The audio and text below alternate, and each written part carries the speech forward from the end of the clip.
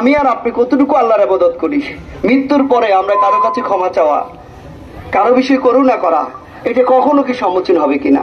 আমাদের প্রত্যেক ব্যক্তিকে আগে ভাগে প্রস্তুতি নেওয়া প্রয়োজন। আজকে আমাদের এই আঙ্কেল যে দুনিয়া থেকে চলে গেছে, উনি কি এসে কখনো কারো কাছে ক্ষমা চাইতে পারবে? আর প্রিয় ভাইয়েরা, এজন্য মৃত্যুর আগে আমাদের প্রত্যেককে প্রস্তুতি নেওয়া দরকার। আল্লাহ তাআলা আমাকে আপনাকে কেন পাঠিয়েছে? আল্লাহ বলছে ওমা খালাকতুল জিন্না ওয়াল ইনসা ইল্লা লিয়াবুদু। আল্লাহ বলেছে আমি মানব জাতি জিন জাতিকে পাঠিয়েছি আমার ইবাদত করার জন্য। তাইলে প্রিয় ভাইয়েরা, আমরা কি প্রত্যেকে আল্লাহ তাআলার ইবাদত করব তো ইনশাআল্লাহ? মৃত্যুর আগে না পরে? অবশ্যই মৃত্যুর আগে। প্রিয় ভাইয়েরা, আমাদের সম্মানিত জেলা আমির এবং আমাদের নোয়াখালী 4 আসনের সংসদ সদস্য প্রার্থী উনি আমার আগে কথা বলেছেন। তো আমি আপনাদের প্রত্যেককে মাইয়াতের জন্য দোয়া চাইবো। আল্লাহ তাআলা যেন ওনার দুনিয়ার সকল গুনাহগাতা মাফ করে দেয়। আল্লাহ তাআলা যেন ওনাকে জান্নাতের সর্বোচ্চ মাকাম দান করে। আল্লাহ তাআলা যেন ওনার জিন্দেগির সকল গুনাহ মাফ করে দেয়। আল্লাহ যেন ওনার ছেলে সন্তান আত্মীয় স্বজন যাদেরকে রেখে গেছে, আল্লাহ যেন তাদেরকে পরিপূর্ণভাবে দ্বীনের জন্য কবুল করে।